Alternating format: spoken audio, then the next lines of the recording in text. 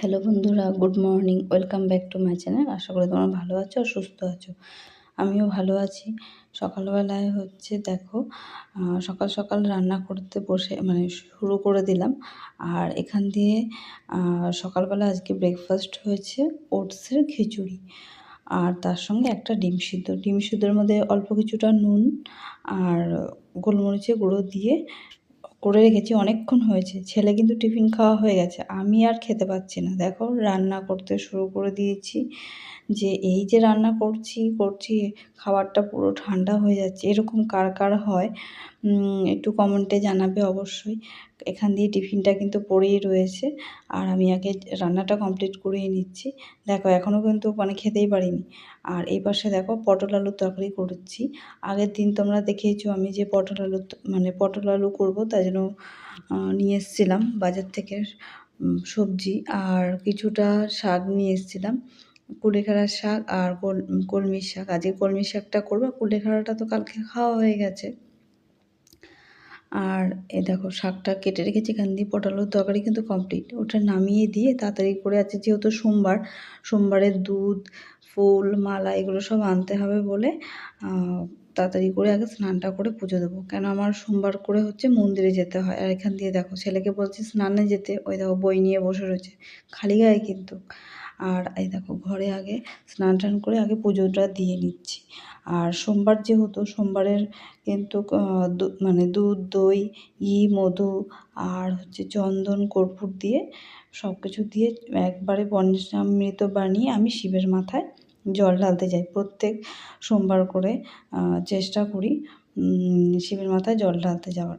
আর এখান দিয়ে কি বলতো, পুজোটা ঘরে দিচ্ছিলাম, আর ছেলে দেখো এখানে আমার ভিডিও করছে। আমি যে বেরাচ্ছিলাম তখন দেখো, সেই ভিডিওটা কিন্তু ছেলে আবার করে রেখেছিল।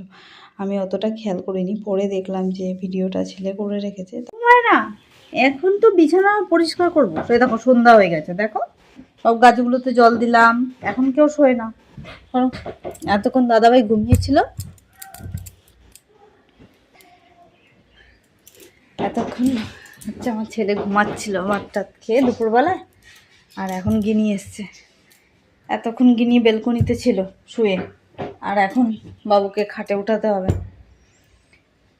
ছেলে যাবে পড়তে, ওই বেলকনিতে গিয়ে বসে রয়েছে। আর আমি যে খাটটা গুছিয়ে নিচ্ছি, জামা কাপড়গুলো তুলবো। এখন না, যার জন্য এখানে বসে রয়েছে। দেখো, এরকম কার কার হয়।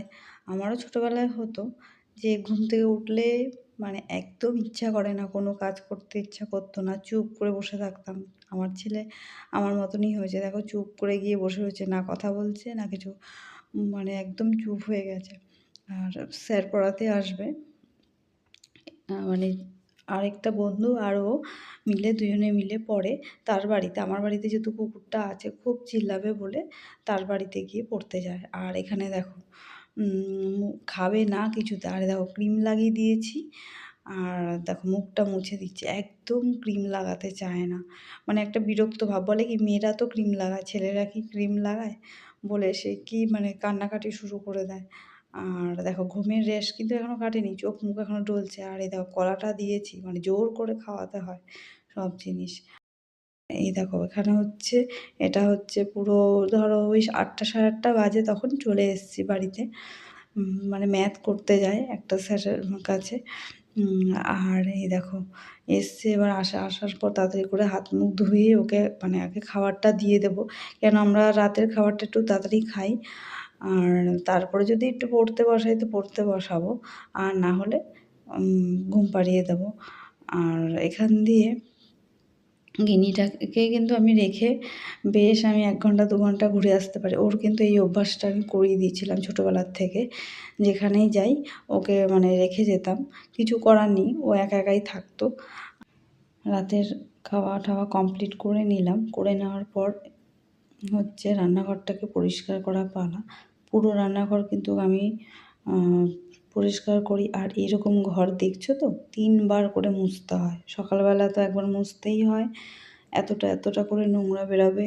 আবার দুপুরবেলায় রান্নাবান্না কমপ্লিট করে পুরো ঘর মুছবো। আবার রাত্রেবেলা শোয়ার পর মানে শুতে যাওয়ার আগে পুরো ঘর এরমভাবে মুছে পরিষ্কার করে তারপর শুতে যাব। আর দেখো এখন ব্রাশ করে নিচ্ছি আর মুখে ক্লিনজার করে নেব। ক্লিনজার করে নিয়ে মুখে ক্রিম ট্রিম মেখে তারপর শুতে যাব। তার আগে দেখো ছেলেকে কিন্তু সব করিয়ে দিয়েছি। সে শুয়ে পড়েছে, শুয়ে গল্পের বই পড়ছে। ওর অভ্যাস হচ্ছে ওই একটাই, শুয়ে গল্পের বই পড়া। আর ওকে দেখাচ্ছি না যেহেতু ও খালি গায়ে রয়েছে, তাই ওকে আর দেখাচ্ছি না। আমি ফ্রেশ হয়ে নিচ্ছি। ফ্রেশ হয়ে নিয়ে আমিও শুয়ে পড়ব। বেশি রাত করব না, কেন আবার সকাল উঠতে হবে। তোমাদের সঙ্গে এখানেই ভিডিওটা শেষ করলাম। অবশ্যই তোমরা জানাবে কেমন লাগলো ভিডিওটা কমেন্টে। টাটা, গুড নাইট সবাইকে।